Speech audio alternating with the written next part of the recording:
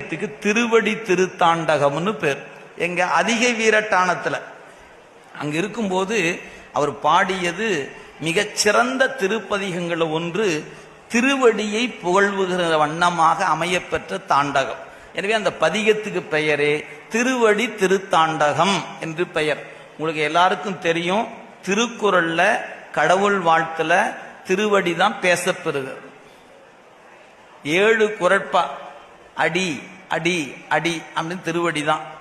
நம்முடைய அருளாளர்கள் எல்லாருமே திருவடியில குறிக்கோளாக கொண்டிருப்பவர்கள்.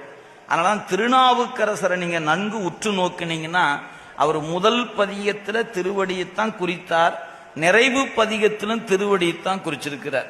நீங்க நல்லா கவனித்து பார்த்தீங்க தெரியும். நான் குறிப்புக்கு மட்டும் சொல்றேன்.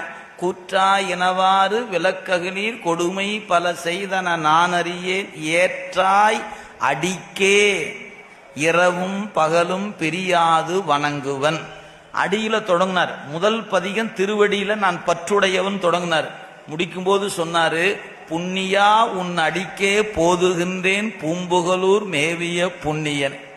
தொடக்கமும் திருவடிதான்.